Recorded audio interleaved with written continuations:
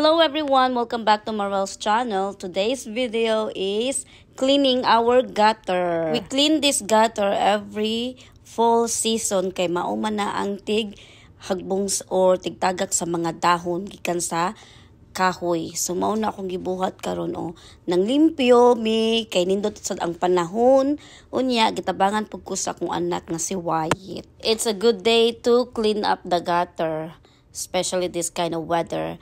So Wyatt is with me here. Look at him. He's fully grown up kid. So proud of this kid. But anyway guys, wala may laing makatabang namo, so kami na lang duha ang nagtrabaho ani. Kaya at least may experience pud niya, mag-experience pud nako unsa ang trabaho sa mga kanang magkatkat og mga roof bitaw para lang maglimpyo. So at least kabalo na ko karon sa kakapoy. Na mao na ako nahuman Ang diri pod nga side si Wyatt sa diri nga side, silbi nagtunga min duha. Siya ang the other side ug ako pod ang the other side para dali mi mahuman.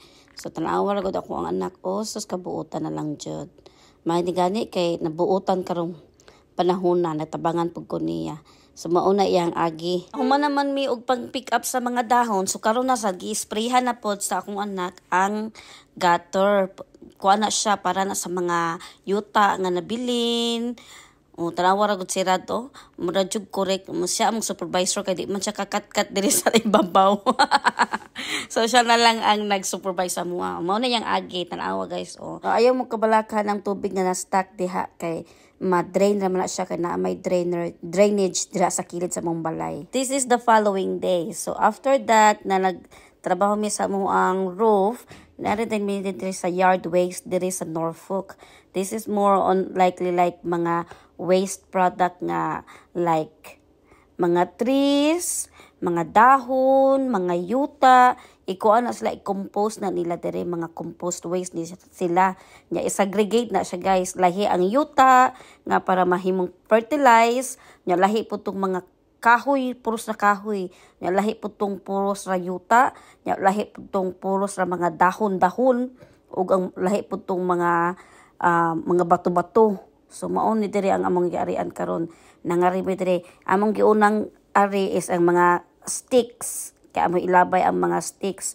Mao lang si Rad naglabay diha makita nimo na Dako kaayo ning nga lugar diri sa Norfolk.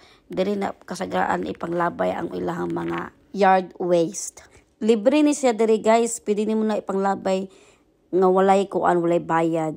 Basta lang imo lang isagregate nya imo ilabay sa tamang lugar. Nya ang kani siyang na mga na-accumulate diri sa Norfolk, ila po ning i-compost. Diba? Gamito nini sa Norfolk na pang-fertilize sa mga pang-gobyerno na mga projects like mga panay sa mga landscaping o mga bulak sa mga kilid-kilid diha sa mga parks or sa highway nga naa sa roundabout, mga nana ba?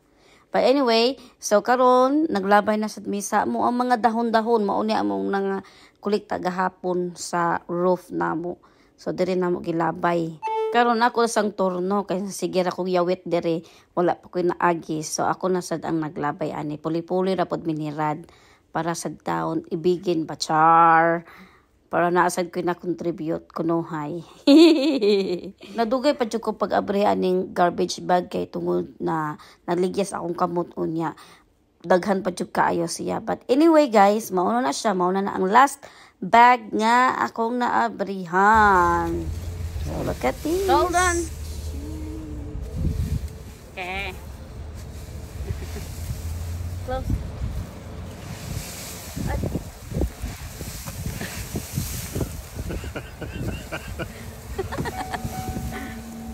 We're done! Yes! Tingala ko nganong baho man kayo sa tanan ko sa kumbana ang kanading dako nga building diha nga mao din na siya ang tig-collect sa mga tae nga kanang sa to mga balay-balay ang sower diri sa Norfolk City. Baho kay guys, as in baho.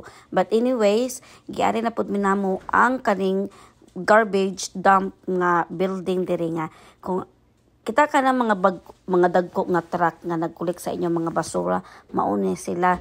Ang kaya ilang nakulik nga mga basura sa inyong balay ihatod na nila dire sa kuan sa City of Norfolk nga dumpster. Nya diri na nila i-dump. Nya kanang duha diha ka lalaki nga trabahante nga kanang naka-green og napoy usa naka-green diha mga trabahante na sila. Pasensya na mo guys sa ako ang video ani kay kanang naglihok-lihok kay wala ko kapalanghid ni maka-video or dili. So anyways ako lang gitaguan akong cellphone. So mao na siya usa ka operator, siya ang tag-scrape sa anang mga basura nya. Naa na siya big hole da sa kilid diha sa tunga katong dito sa dapita kita kana guys diha diha mao nang big hole na siya diha nila ihagbong ang mga basura. So to sirad nagpaabot na ko. So thank you guys for watching. Enjoy.